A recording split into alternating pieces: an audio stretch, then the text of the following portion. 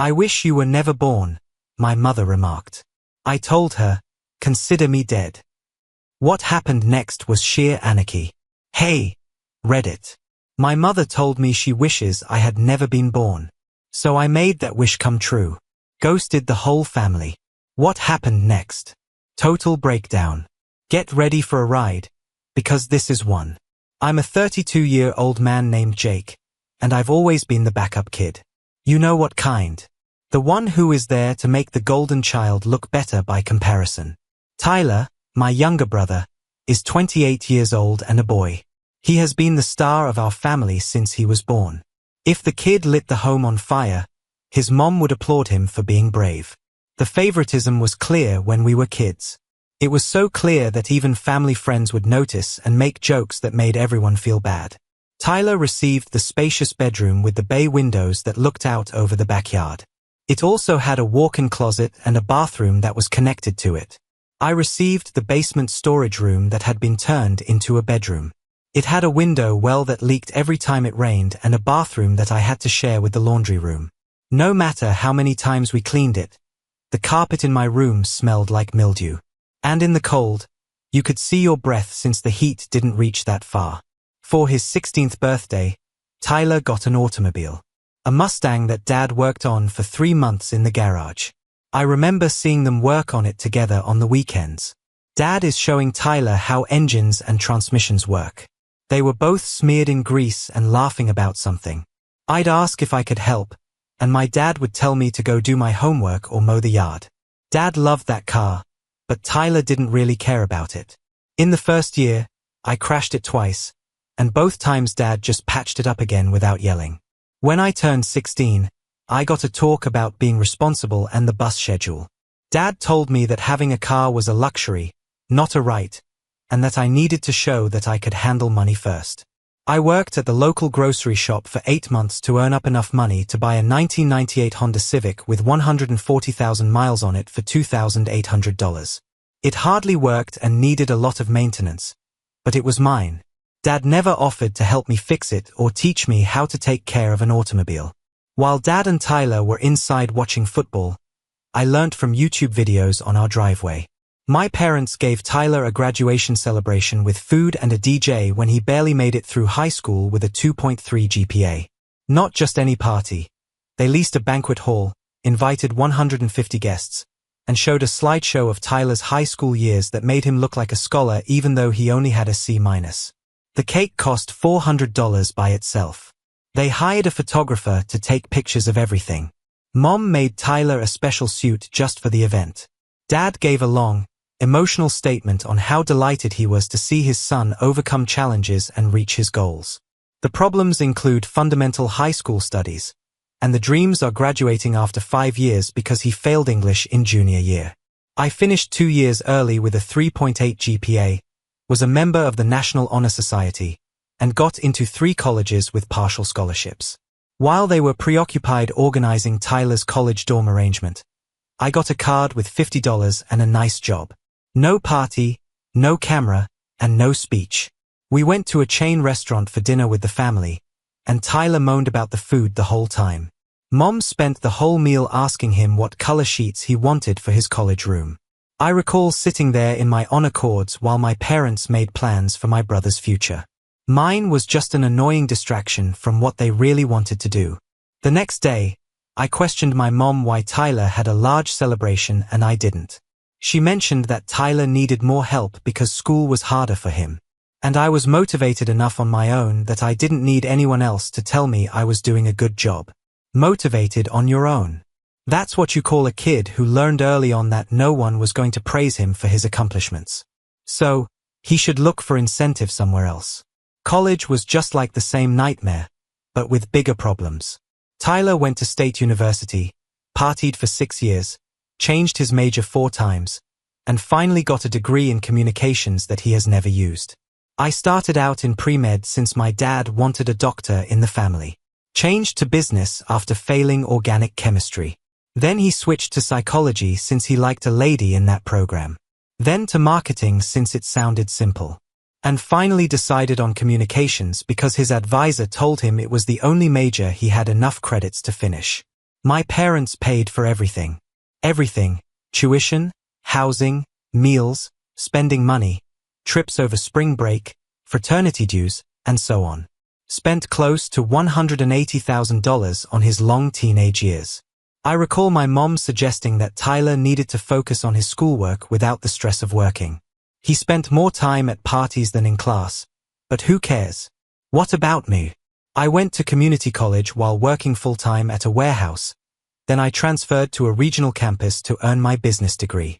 I graduated with $31,000 in student loans that I'm currently paying off. My parents didn't give me any money, but they did say a lot of things about how I should have worked more to receive scholarships like Tyler did. Tyler didn't get any scholarships. He got a blank check from his parents, yet it still took him 6 years to finish school and get a degree that only takes 4. I worked the night shift in the warehouse from 11 p.m. to 7 a.m. until 7 a.m. Then they headed right to class. I would sit in the back of lecture halls, trying to remain awake while drinking gas station coffee and eating vending machine food since I didn't have time for actual meals. Some students might say they were fatigued because they stayed up late playing video games or partying.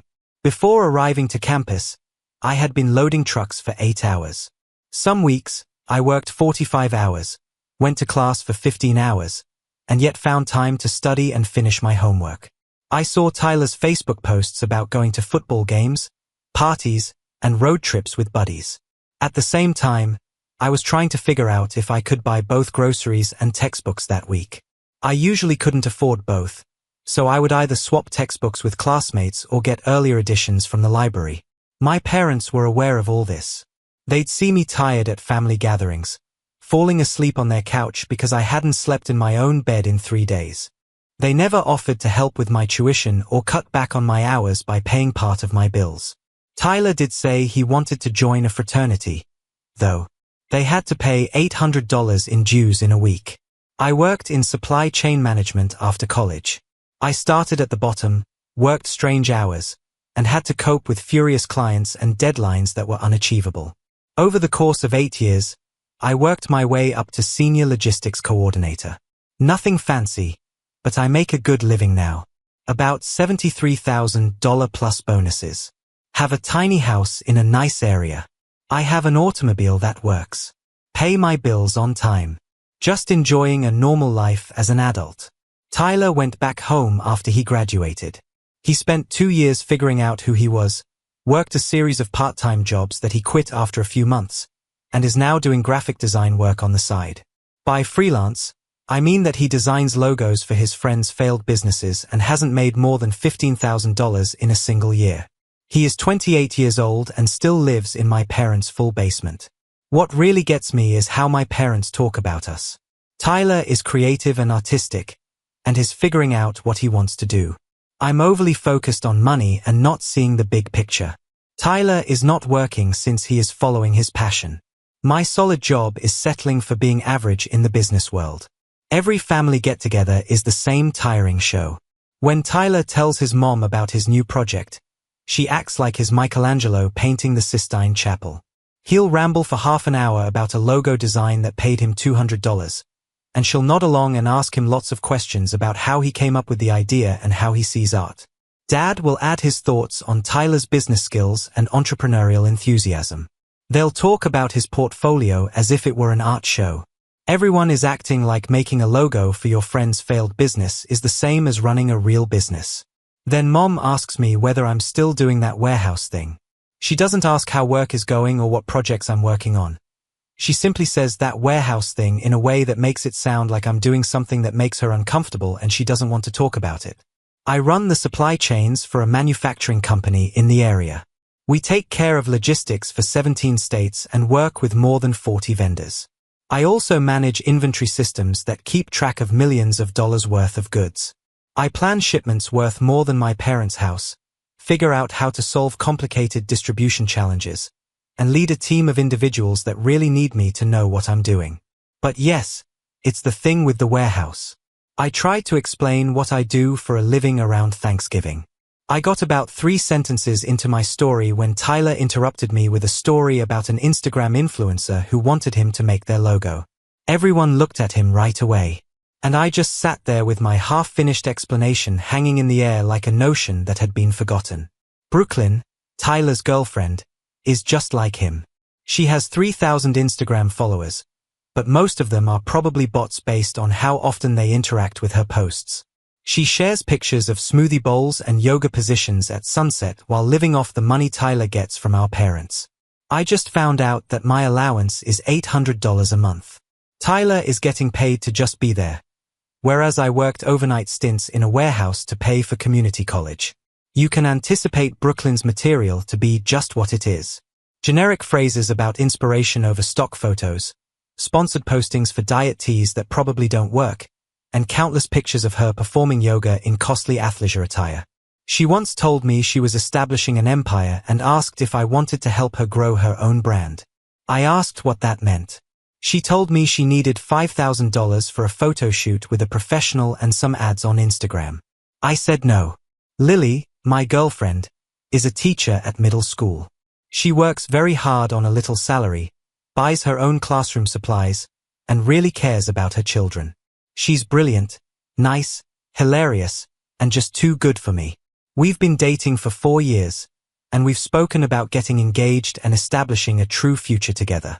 But my family thinks that Brooklyn's Instagram existence is more amazing than Lily's real job teaching kids. My mom keeps asking me when I'm going to meet someone with the same drive as Brooklyn.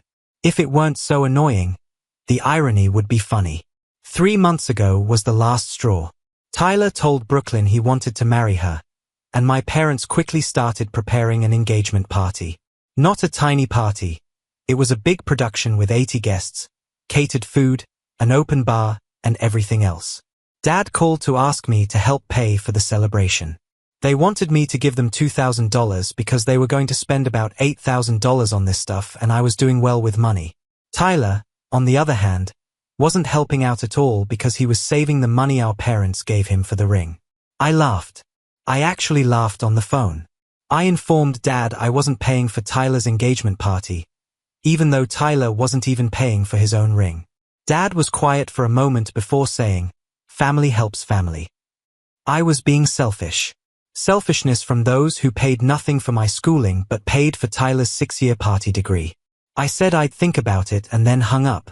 Didn't give it much thought. Not for a second. Mom called 2 weeks later. She was angry that I didn't send money for the celebration. They had planned on my help and suddenly they were short. They had already paid deposits on the venue and the caterer, thinking I would give them the $2,000. I told her again that I never agreed to help, never said yes, never ever thought about it. She said she thought I would do the right thing as Tyler's brother and that family should help each other out in tough times. She claimed she had trained me better than to leave my brother when he needed me. I told you that you should have treated both of your kids the same. But we've already talked about that. Right away, Mom went defensive. She said they had always treated us the same. Her voice had that sharpness that comes out when she knows she's wrong but won't say it. Tyler needed extra help because he was creative, which is why there were differences. I was always more self-sufficient and didn't need as much aid. I was the one who could take care of things on my own. They had built this story over the years. Tyler required more because he was sensitive, creative, and trying to figure out who he was. I didn't require as much because I was independent, capable, and self-sufficient. It's funny how independent truly meant ignored and self-sufficient meant we don't want to help you. I brought up specifics because I was sick of the generic reasons. Tyler's car or my bus pass? How did an old Mustang help him be creative? He got a completely paid 6-year college vacation, while I have school loans that I'll be paying off until I'm 40. He lived rent-free at 28, while I paid $400 a month to live in their basement starting at 19. She had a reason for everything. Of course, Tyler needed the car to grow socially. He needed to be able to go to events and keep his pals. I wanted the freedom of student loans to help me develop credit and learn how to handle money. Tyler needed time to figure out what he loved, and charging him rent would have put further stress on him that might have stopped his creativity. We both realized that any justification was bad. But she said each one with this belief. She had practiced these excuses so many times that she had come to believe them. "You're always jealous of your brother," she remarked last, using her best card. At that point, I knew we were at a place we couldn't come back from. I didn't feel jealous of Tyler. I pied him. He was 28 years old, living in our parents' basement, making very little money, and not ready for real life at all. What was I supposed to be jealous of? Mom's voice got frigid. Tyler knows how to say thank you, at least. At least he knows how much we care about him. You've always been hard to deal with. Always whining and making everything about you. Tyler is the focus of everything. I shot back. For 28 years, it's been about Tyler. We might want to help you more if you were more like him. That words touched me in a different way. Not because it hurt, but because it showed what she had been thinking all along.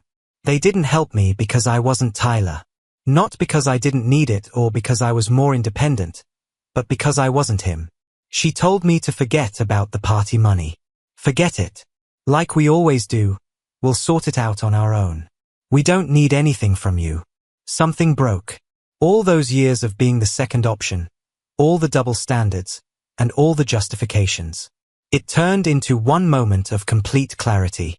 I answered, good, because you won't get anything from me from now on. Don't be over the top. I mean it. You don't need anything from me? That's great. Think about ending this relationship. She laughed. They really laughed like I had cracked a joke. Because we asked you to help with your brother's engagement party, you're going to quit talking to us. That's crazy. No, I'm going to quit talking to you since you've made it apparent for 32 years that I'm the second choice. The one who is there to make Tyler look better by contrast. That role is over for me. You're acting like a child. Maybe, but I'm done too. Okay. If that's how you feel, I could wish you had never been born. Would have made things a lot easier for us. There it was. The thing she had undoubtedly thought 1,000 times but never spoken out loud. I wish you had never been born. I stopped talking. It felt like the phone was heavy in my grasp. On the other end, Mom was breathing hard. She probably knew she had gone too far, but she was too stubborn to take it back. Okay, I answered in a calm voice. Consider your wish granted. From this moment forward, act like I was never born. Don't call. Don't text. Don't show up at my house. I don't exist to you anymore. Jake, don't be. I hung up, blocked her number immediately, then Dad's number, then Tyler's number. Then I went through social media, Facebook, Instagram, Twitter, and blocked all of them there, too. Removed every family member from my contacts who I knew would try to relay messages or play mediator. Cousins who'd side with my parents, aunts and uncles who'd try to smooth things over. Family friends who'd been watching this dysfunction for years without saying anything. The blocking process was therapeutic in a way. Each number I blocked felt like cutting another thread that had been holding me down. By the time I finished, I'd removed 17 contacts, 17 people who were connected to that toxic system. Lily came home from work an hour later to find me sitting on the couch staring at nothing. She teaches 7th grade English and Fridays are always rough because the kids are restless and unfocused. She looked exhausted, her teacher bag heavy with essays she'd need to grade over the weekend. But she took one look at my face and dropped everything. What happened? She questioned, sitting down next to me without taking off her coat. I told her everything. The demand for party funds, the argument with Mom, and all the reasons she had for 32 years of treating me like I didn't matter. The last insult was saying that I was jealous, and the last one was wishing I had never been born. Lily listened without saying a word. With each detail, her expression got tougher, and her teacher's patience ran out as she heard how my mother had talked to me. She was quiet for a long time after I was done. Then she took my hand and looked me in the eye. She said firmly, "I'm proud of you." Not, "Are you sure about this? Or maybe you should reconsider or give them time to cool off." Just, "I'm proud of you." No qualifications, no doubts, no suggestions that I was overreacting. That's when I knew I'd made the right choice, both in cutting off my family and in choosing Lily. She saw immediately what had taken me 32 years to accept, that the relationship was toxic and one-sided, that I deserved better than being the backup kid, that some bridges need to burn. The first week was quiet. I kept expecting angry calls or texts, but my blocks held. No contact from anyone. Part of me wondered if they'd even noticed or if they were just relieved to have one less obligation. Then Tyler's engagement party happened. I knew the date because it had been mentioned repeatedly before I blocked everyone. That Saturday, I took Lily out for a nice dinner, went to a movie, came home, and played video games until midnight. Didn't think about the party once. Sunday morning, my doorbell rang at 8 a.m. I opened it to find my Aunt Rachel standing there looking uncomfortable. Rachel is my mom's younger sister. She's always been the reasonable one in the family, the person who'd actually listen when I complained about the favoritism. She'd nod sympathetically, but never actually do anything about it. "Your mom asked me to talk to you," she said. "Not interested. Jake, please just hear me out." Against my better judgment, I let her in. Lily was still asleep, so we sat in the kitchen while I made terrible coffee. Rachel explained the party had been a disaster. Not because I wasn't there. They barely noticed that. It was a disaster because without my $2,000 contribution, they'd had to scale back significantly. Instead of the fancy venue they'd wanted, they used my parents' backyard. Instead of a catering company, Mom and her friends made food. Instead of an open bar, they had a cooler of drinks. Brooklyn was furious. Rachel said she expected this big fancy party and it was basically a barbecue. She and Tyler had a huge fight in front of everyone. She accused him of not caring enough to give her a proper engagement celebration. Sounds like a personal problem. Tyler feels terrible. He thinks you sabotaged his party on purpose. I actually laughed. I sabotaged his party by not giving him money I never agreed to give. That's some creative logic. Rachel looked uncomfortable. "Your mom is really hurt. She didn't mean what she said on the phone." Yes, she did. She meant every word. She wished I was never born. So, I'm making that wish come true. She was angry. People say things they don't mean when they're angry. Rachel, I've had 32 years to observe how my parents treat me versus how they treat Tyler. That comment wasn't a slip of the tongue. It was the truth finally coming out. She tried the family angle. Blood is thicker than water. We only get one set of parents. Life is too short for grudges. I shut down every cliché with simple facts. They had chosen Tyler over me for 3 decades. I was just accepting their choice. "What do you want me to tell your mom?"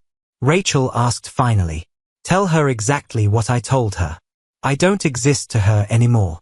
She needs to act like I was never born." "You don't mean that." "I absolutely mean that." Rachel left looking defeated. I felt nothing. No guilt, no regret, no sadness, just relief that my boundaries were holding.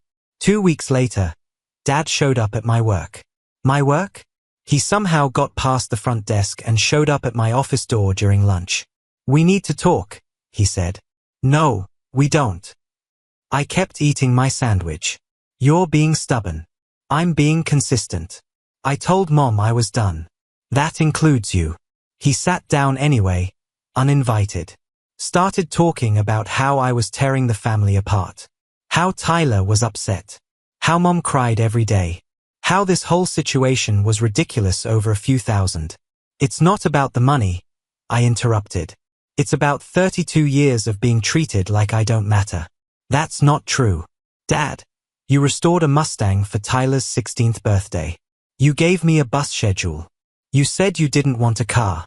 I was 14 when I said that because I knew we couldn't afford 2 cars. Then Tyler turned 16 and suddenly money wasn't an issue. He had no response to that. Just sat there looking uncomfortable. You paid for Tyler's college completely. I graduated with $31,000 in debt that I'm still paying off. We were in a better financial position when Tyler went to school. You bought him a car 3 years before he went to school. You could have saved that money for my education instead. Again, nothing. Tyler lives in your basement rentry at 28. I paid rent at 19. Tyler needs more time to establish himself. And I didn't. We went in circles for 20 minutes. Every double standard I brought up, he had an excuse for. Every example of favoritism, he explained away. He genuinely couldn't see it. Or he could see it but couldn't admit it. Finally, I told him to leave or I'd call security. He stood up angry now. "You're going to regret this," he said. "Family is all you've got in this world. Then I guess I don't have much." He left. I finished my sandwich and went back to work. That evening, my boss called me into his office. "Your father was here today," he said carefully. "I know. I'm sorry about that. He told me some concerning things. Said you were having a mental health crisis and might not be reliable at work. Wanted me to keep an eye on you." My blood ran cold. "I'm not having any crisis. We had an argument and I cut contact. He's trying to cause problems." My boss nodded. "That's what I figured. The fact that he'd come to your workplace and make those claims told me more about him than about you. But I wanted you to know in case he tries other things. Other things like he might escalate beyond just showing up." I thanked my boss and left. Called Lily on the way home and told her what happened. She was furious.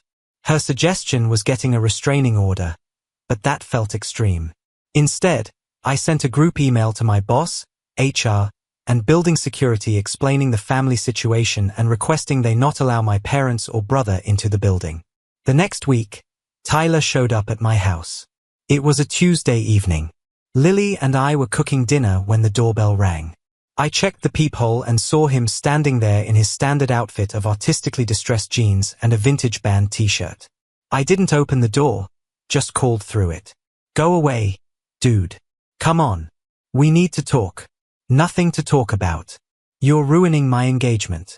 Brooklyn's family thinks we're broke because of the party situation. Her dad keeps asking why my brother didn't help out. It's embarrassing. Sounds like a you problem. Stop being petty. I know you're mad about the college thing and the car thing, but that was years ago. Get over it. The college thing and the car thing like they were isolated incidents instead of symptoms of a lifetime pattern. Tyler, I'm going to say this once. Leave. Don't come back. If you show up again, I'm calling the police." "Over what?" "I'm your brother. Trespassing now. Leave." He stood there another minute, probably expecting me to crack. I didn't. Eventually, he left, but not before shouting that I was being a jerk and Brooklyn's family thought our whole family was dysfunctional. Good. Let them think that. Not my problem anymore. Week 5 brought the really creative escalation. Mom started calling Lily. She'd gotten Lily's number somehow, probably from an old family event where we'd shared contact info. The messages started sympathetic. She was worried about me. Wanted to make sure I was okay. Hoped Lily could talk some sense into me. Lily didn't respond to any of them. Then Mom shifted tactics, started suggesting maybe Lily was the problem. Maybe she was turning me against my family. Maybe she didn't understand family dynamics. Maybe she was isolating me. Classic manipulation, attempting to drive a wedge between us. Lily showed me every message. We blocked Mom's number on her phone, too. That Saturday, Mom showed up at the elementary school where Lily teaches. Waited until after classes and approached her in the parking lot. Lily called me immediately. "Your mom is here. She's crying and saying she just wants to talk to you. Don't engage. Get in your car and leave. She's blocking my car." I told Lily to call the school security officer. Mom was removed from school property and warned about trespassing. Lily filed a formal report with the principal explaining the situation. They flagged Mom's name in their security system. This was getting out of hand. They'd gone from asking me to reconsider to actively harassing me and the people around me. I talked to a lawyer friend who suggested documenting everything and considering a restraining order if it continued. Month 2 brought an unexpected twist. My Uncle Dave reached out. Dave is Dad's brother and we'd always gotten along okay. He wasn't asking me to reconcile. He wanted to tell me something. We met at a diner across town. Dave looked uncomfortable, kept stirring his coffee without drinking it. "I'm not here to take sides," he started. "But you should know what's being said about you." Apparently, my parents had been telling people I'd had a breakdown, that I'd become unstable and cut off the family without reason, that I'd always been troubled and they'd tried to help, but I refused. They were painting themselves as victims of my mental illness. "Mom's telling people you threatened her," Dave said. That you called her horrible names and said violent things. She's saying she's afraid of you. This was beyond simple manipulation. This was character assassination. They were creating a narrative where I was dangerous, unstable, the villain, where they were innocent victims of my irrational behavior. None of that happened, I said. I know. I've known you your whole life. You're probably the most stable person in that family, but they're committed to this story. Why are you telling me this? Dave shrugged. Because it's wrong and because I watched them do the same thing to you for years. The favoritism, the double standards. I saw it. Most of us saw it. We just didn't say anything. Why not? Because it wasn't our place. Because your parents are adults who make their own choices. Because getting involved in other people's family dynamics is complicated. He paused. But this is different. They're lying about you, damaging your reputation. That's too far. I thanked Dave for the heads up. Asked if he'd be willing to make a statement if it came to legal action. He said yes without hesitation. Armed with Dave's information, I sent a clear message through my lawyer to my parents. Stop spreading false information about me. Stop contacting my workplace. Stop contacting Lily. Stay away from our properties. Any further contact would result in legal action, including restraining orders and a defamation suit. The lawyer's letter worked. Sort of. Direct contact stopped, but the rumor mill didn't. Extended family members kept trying to reach out as mediators. Some bought my parents' story about me being unstable. Others just wanted everyone to get along. I maintained my position. No contact meant no contact. I wasn't interested in mediation, family therapy, or reconciliation. The bridge wasn't just burned. It was nuked from orbit and the ashes scattered. Month 3 brought Tyler's wedding planning. Apparently, Brooklyn had gotten over her disappointment about the engagement party, and they'd set a date for 6 months out. According to my Aunt Rachel, who still occasionally updated me despite my preferences, it was going to be a big, expensive affair. Dad had asked Tyler if he wanted me as a best man. Tyler said no. He'd rather have his friend Brandon, someone who actually supported his relationship. Good. Saved me from having to decline. But here's where it got interesting. Brooklyn's parents were old-school traditional. They expected the groom's family to host certain events and contribute to specific wedding costs. When they found out Tyler's brother wasn't involved, they started asking questions. According to Rachel, Brooklyn's father point-blank asked my parents what was wrong with me. Why wasn't I participating in my brother's wedding?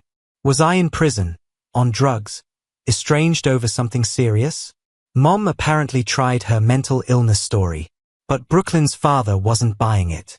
He'd done some basic internet searching, found my LinkedIn, saw my normal professional life, asked around through his network. I wasn't unstable. I was a functioning adult with a good job and clean record. So, he pushed harder. What had actually caused the rift? The truth came out eventually. Not from my parents, but from various family members Brooklyn's father spoke to.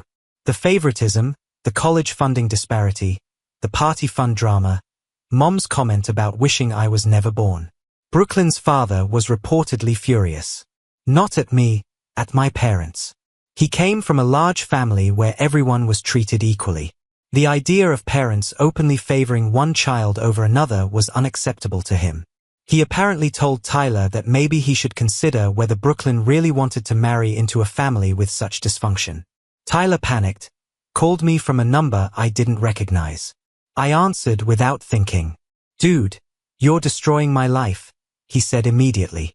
Tyler, Brooklyn's dad thinks our family is screwed up because of you. He's questioning whether she should marry me. Her mom is asking all these questions about how we were raised. This is a nightmare. Sounds like a personal problem. You need to fix this. Come to dinner. Talk to Brooklyn's parents. Show them you're not some crazy person. I'm not the one who told them I was crazy. That was Mom. Whatever. Just fix it. No. What do you want? An apology? Fine. I'm sorry you're upset about the college stuff. There. Now fix this. I don't want anything from you. I want you to leave me alone. You're really going to let me lose Brooklyn over this? You're not losing Brooklyn over me. You might lose her because she's realizing what kind of family you come from. That's not my fault. He started getting angry, calling me selfish and petty. I hung up and blocked that number, too. But the damage was done. Brooklyn started having serious doubts about marrying Tyler. Not because of me specifically, but because of what my absence revealed about my parents' character. If they could treat one son so differently from another, what did that say about their values? Her father was even more direct. He told Tyler he wouldn't give his blessing for the marriage unless some serious family issues got resolved.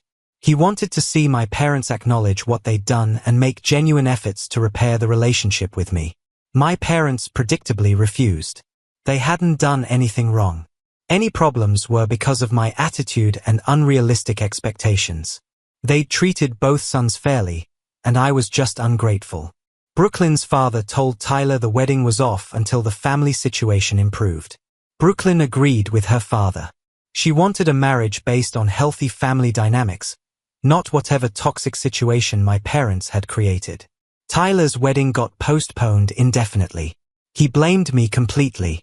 Started posting vague things on social media about family betrayal and fake people. I'd blocked him, but Lily showed me screenshots from mutual acquaintances. Month 4 was quiet. No contact attempts, no escalation, just silence. I wondered if they'd finally accepted the situation or if they were regrouping for another approach. Turned out it was neither. They were dealing with consequences. Uncle Dave called with an update. Tyler had moved out of my parents' basement. The postponed wedding and Brooklyn's ultimatums had forced him to get his life together. He'd gotten a real job doing IT support at a mid-sized company. Not glamorous, but steady income. He and Brooklyn had moved into a small apartment together. More interesting, Brooklyn had insisted on premarital counseling, focusing on family dynamics and boundaries. She'd made it clear she wouldn't marry into a family that practiced the kind of favoritism mine had demonstrated.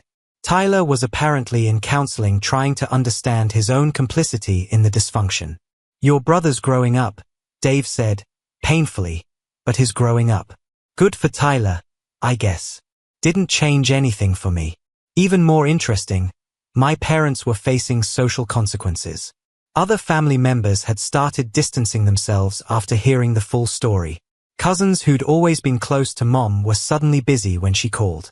Dad's weekly poker night dissolved when 3 of the 5 regular players decided they didn't want to associate with someone who treated his kid that way. The church community they'd been active in for 20 years was asking questions. Someone had mentioned the situation to the pastor during a counseling session. He'd apparently given my parents a gentle suggestion that they reflect on their parenting choices and consider making amends. They'd stopped attending church rather than face those conversations. They're becoming social paras. Dave said not completely, but people are treating them differently now. They're facing consequences for the first time. Month 5 brought the letter. Not a text or email. An actual handwritten letter delivered by certified mail from Dad. It was 3 pages long. Started with a lengthy explanation of their parenting philosophy, how they tried to meet each child's unique needs, how they'd always loved both of us equally, even if they expressed it differently. Then it shifted to justifications. The car situation was about Tyler needing social opportunities one didn't care about. The college funding was about their financial situation changing. Tyler living rent-free was temporary help during a difficult time. Page 3 finally got to something resembling an apology. They were sorry I felt hurt. Sorry I'd misunderstood their intentions. Sorry our relationship had deteriorated over a misunderstanding about the engagement party. The letter ended with an invitation to family counseling with a mediator of my choosing. They wanted to repair the relationship and help me understand their perspective better. I read it twice, showed it to Lily. She summarized it perfectly. That's not an apology. That's a justification with an apology filter. She was right. The entire letter was about them, their intentions, their perspective, their pain. The only thing they were sorry about was that I'd misunderstood them. They weren't sorry for what they'd done. They were sorry I'd reacted to it. I didn't respond to the letter, just filed it away in case I needed documentation later. 2 weeks later, Tyler reached out through LinkedIn of all places. Professional network messaging seemed like a weird choice, but maybe he figured I couldn't block him there without looking petty to professional contacts. His message was different from the phone call. More measured, less demanding. I've been in counseling like Brooklyn wanted. Talking about family stuff, realizing some things I didn't see before. You were right about the favoritism. I didn't see it because I was the one benefiting from it. That was wrong. I'm sorry. I wrote back one sentence. Good luck with that. Not mean, not encouraging, just acknowledgement. He'd apologized. I'd acknowledged it. That's all our relationship could be. Last week, Aunt Rachel texted one final time. Mom had asked her to reach out about the engagement. Apparently, they'd heard through mutual Facebook connections. She wants to come to the wedding. She's very hurt. She wasn't told, I replied. She told me she wished I was never born. I'm making that wish come true. She doesn't get to participate in the life she wished didn't exist. Rachel didn't respond after that. So, here I am, Reddit, planning a wedding without the people who raised me. Building a life with someone who actually sees me as more than a backup option. Creating a family based on choice rather than obligation. If you enjoyed this video, please hit that subscribe button. It really helps the channel and help us bring you more and better stories. Thanks.